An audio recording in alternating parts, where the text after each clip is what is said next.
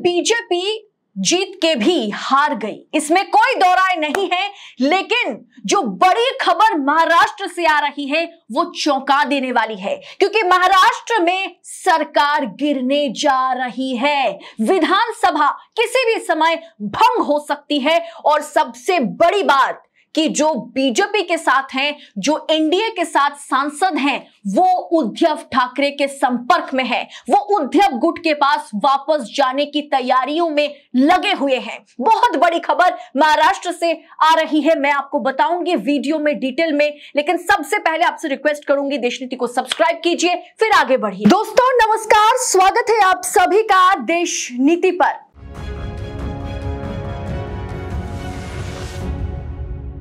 देश नीति, केवल सच्ची और पक्की खबरें। इंडिया गठबंधन ने जो दम दिखाया वो काबिले तारीफ है। लेकिन नरेंद्र मोदी ने जिस तरह से कहा था कि हमें 2/3 मेजॉरिटी चाहिए और बीजेपी तो बड़े आराम से 370 सीटें जीतेगी और एनडीए गठबंधन के साथ हम उसे 400 पार करेंगे। लेकिन 4 जून को जो नतीजे आए उसने हर किसी को चौंका दिया। जाहिर सी बात है, चौंकाने वाली बात है, क्योंकि नरेंद्र मोदी को इस तरह से सरकार बनाने की नौबत इससे पहले कभी नहीं आई। जो आज उन्हें चंद्रबाबू नायडू के आगे, नीतीश कुमार के आगे, एलजेपी के आगे, चिराग पासवान के आगे हाथ जोड़ना पड़ रहा है। अब वो एकनाथ शिंदे को भी लाल आंखें नहीं दिखा सकते, अब वो अजित पवार को भी लाल आंखें नहीं दिखा सकते। खैर, उनके खाते में कुछ सीटें तो गई नहीं, लेकिन अब उन्हें हर एक गठबंधन के पार्टीज को बड़ी अहमियत देनी पड़ेगी। लेकिन जो खबर, सबसे बड़ी खबर, एकदम ब्रेकिंग न्यूज आ रही है, वो आ रही है महाराष्ट्र से। एक तरफ नीतीश कुमार और चंद्रबाबू नायडू को वो किस तरह से मनाएंगे, किस तरह से उनके खाते में जो 32-33 सीटें हैं जेडीयू के पास और टीडीपी के पास, तेलुगु देशम पार्टी के पास, वो कहीं ना कहीं अपने साथ रखने की पूरी कोशिश जो है मोदी और शाह, खासकर अमित शाह जो है वो कर रहे हैं। दिल्ली में बैठकें बुलाई गई हैं। लेकिन सबसे बड़ी खबर मैं आपको बता दूं जो आ रही है वो आ रही है महाराष्ट्र से, क्योंकि महाराष्ट्र में जिस तरह से इंडिया गठबंधन ने दम दिखाया उसके बाद बीजेपी को बड़ा झटका लगा। दोस्तों आपको मालूम होगा कि महाराष्ट्र में जैसे देशनीति ने प्रेडिक्शन किया था, लगभग वही नतीजे देखने को मिले। इंडिया जो है, इंडिया गठबंधन के खाते में 29 सीटें गई हैं, 29-30 सीटें जो है गई है, और एनडीए के खाते में दोस्तों महज 18 सीटें, और इन 18 में से 7 जो है वो एकनाथ शिंदे की शिवसेना के पास है। एकनाथ शिंदे की शिवसेना जो है वो 7 सीटें जीती है। अगर मैं और डिटेल में जाऊं तो मैं आपको बता दूं कि नेशनल कांग्रेस ने महाराष्ट्र में बहुत अच्छा प्रदर्शन किया। 29 में से कांग्रेस के खाते में जो है 13 सीटें गई है। वहीं पर जो शिवसेना है, जो बाला साहेब ठाकरे यानी कि जो उद्धव ठाकरे की शिवसेना है, उनके खाते में 9 सीटें गई हैं। बीजेपी महज 9 सीटें जीत पाई है। जिसने पिछली बार 20 के ऊपर सीटें लाई थी शिवसेना के साथ मिलकर के, वो इस बार एकनाथ शिंदे के साथ मिलकर के महज 9 सीटें ला पाई है। जिसमें आपको मालूम होगा कि नितिन गडकरी का 1 सीट है, पीयूष गोयल का 1 सीट है। इसके बाद महज 7 नेता को वो जब चुनावी मैदान में उतारे थे, वो 7 नेता ही चुनाव जीते हैं। 48 में से महज 9 सीटें बीजेपी के खाते में गई है। वहीं पर दोस्तों जो एनसीपी है, एनसीपी के खाते में 8 सीटें गई है, और जो शिवसेना है, जो कि एकनाथ शिंदे की पार्टी है शिवसेना, उनके खाते में 7 सीटें, और अजित पवार की जो एनसीपी है उनके खाते में महज 1 सीट गई है। और सबसे बड़ी खबर, एकदम ब्रेकिंग न्यूज, महाराष्ट्र में बड़ा उलटफेर हो सकता है।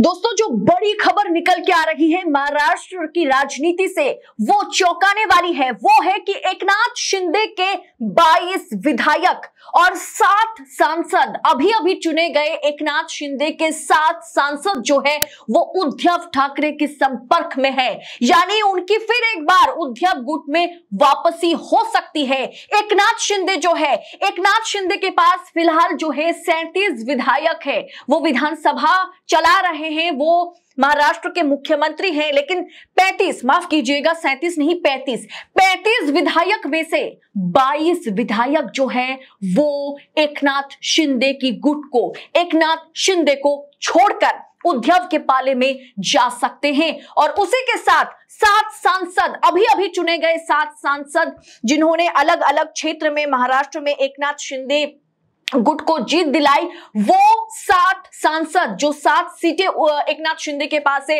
वो पूरी तरह से कहीं ना कहीं उद्धव ठाकरे के पास ट्रांसफर हो सकता है। ये बहुत बड़ी खबर है, यानी महाराष्ट्र में जो है कि 7 सीटें उद्धव ठाकरे के साथ लोकसभा चुनाव में और जुड़ सकती हैं, जिसके चलते इंडिया गठबंधन और +7 हो सकती है, और दूसरी तरफ इंडिया गठबंधन जो है +7 हो जाएगा, और वहीं पर बीजेपी जो 240 में सिमट गई है वो 233 पर आ जाएगी। बहुत बड़ी खबर, चाहे कितना भी चंद्रबाबू नायडू, चाहे कितना भी नीतीश कुमार के आगे मोदी जी और अमित शाह जी हाथ फैलाकर खड़े हो जाए कि जनाब इस बार हमारी सरकार बना दीजिए, अब हाथ फैला करके वो खड़े हैं भी, लेकिन बाकी जो पार्टीज है, जैसे यहां पर शिवसेना हो सकती है, कुछ और भी पार्टीज के साथ शरद पवार और मल्लिकार्जुन खड़गे जो है संपर्क करने की कोशिश कर रहे हैं। लेकिन महाराष्ट्र की खबर जो महाराष्ट्र से जो खबर आ रही है वो चौंकाने वाली इसलिए है क्योंकि वहां पर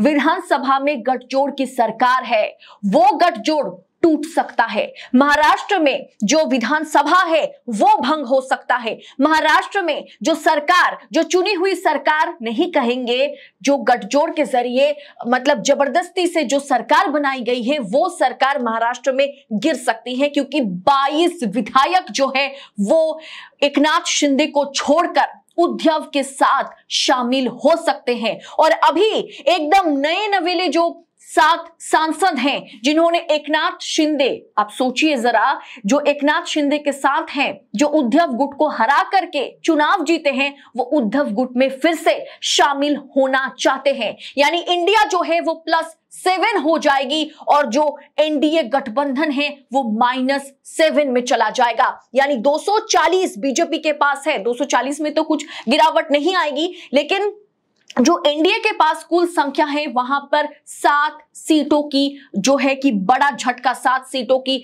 घाटा जो है एनडीए गठबंधन को हो सकता है। दोस्तों अगर ऐसा होता है तो मामला पूरी तरह से बिगड़ जाएगा, मोदी का खेल जो है पूरी तरह से खत्म हो जाएगा। वैसे भी नरेंद्र मोदी की बात की जाए तो नैतिक तौर पर नरेंद्र मोदी की हार हुई है। ना मंगलसूत्र काम आया, ना मुसलमान काम आए, और ना ही राम मंदिर का मुद्दा चला। उनका राम मंदिर का जो सिक्का नरेंद्र मोदी चलाना चाहते थे वो 2024 चुनाव में नहीं चला।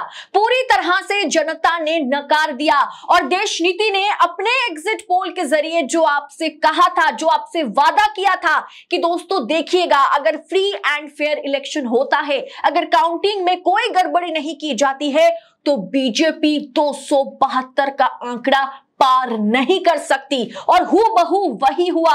देश नीति ने यह प्रेडिक्शन किया था कि बीजेपी 244 ±5 जो है जीत सकती है, और देखिए दोस्तों बीजेपी 240 पर पूरी तरह से सिमट गई है। यानी नरेंद्र मोदी की नैतिक तौर पर हार हुई है। अब जरा सोचिए, आप कहेंगे बीजेपी के आईटी सेल वाले या बीजेपी वाले ये सवाल उठा रहे हैं, भक्त अभी भी जो बचे हुए हैं, बच्चे कुचे हैं, वो ये सवाल उठा रहे हैं कि इंडिया कुल मिलाकर के जितनी सीटें लाई है उतना, उससे ज्यादा सीटें तो बीजेपी लाई है, उससे ज्यादा सीटें 8-9 सीटें बीजेपी के पास ज्यादा है।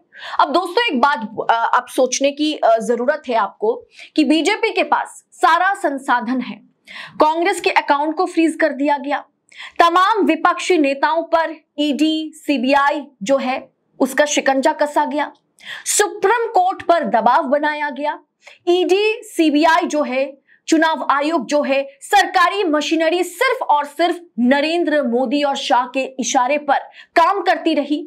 उसके बावजूद, और पैसा, अथाह पैसा, इतना पैसा भारतीय जनता पार्टी ने इस चुनाव में फूका है जिसका आप अंदाजा भी नहीं लगा सकते।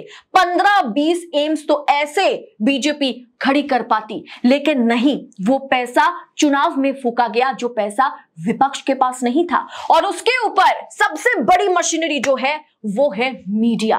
मेन स्ट्रीम मीडिया को पूरी तरह से चुनाव से पहले खरीद लिया गया था। ये मैं चुनाव से पहले नहीं कह सकती, हम देख रहे हैं कि पिछले 10 सालों से देश की मीडिया और खासकर पिछले 5 सालों से देश की मीडिया किस राह पर या किस दिशा की ओर मेन स्ट्रीम मीडिया जो है वो जा रही थी। हमारे जैसे कुछ स्वतंत्र पत्रकार और देशनीति जैसा कुछ चैनल बचा था जो लगातार सरकार से सवाल पूछने का काम करता रहा, और वही कहीं ना कहीं जनता के सामने हमारी जैसे चैनल स्वतंत्र पत्रकारिता को हमने जारी रखा, और जनता के सामने हमने विपक्ष के मुद्दे को और सरकार ने जिस तरह से जनता को लूटा उसे पहुंचाने की कोशिश की। यानी इतना सारा कुछ, इतना सारे प्लस पॉइंट, इतनी सारी मशीनरी बीजेपी के नरेंद्र मोदी और शाह के इशारे पर काम करने के बावजूद भी बीजेपी जादुई आंकड़ा, दैट मैजिक फिगर 272 सीट्स, वो टच नहीं कर पाई।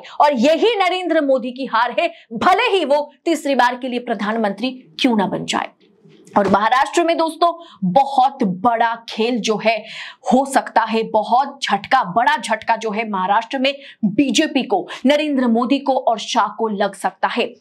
दूसरा सबसे बड़ा प्रदेश महाराष्ट्र है। 48 सीटों वाला महाराष्ट्र जो है ना, उसने बीजेपी को ऐसे ही चुनावी नतीजे में जो है कि झटका, तमाचा जड़ दिया है। लेकिन अब जो है 7 सांसद जो है वो भी उद्धव ठाकरे के पाले में जा सकते हैं।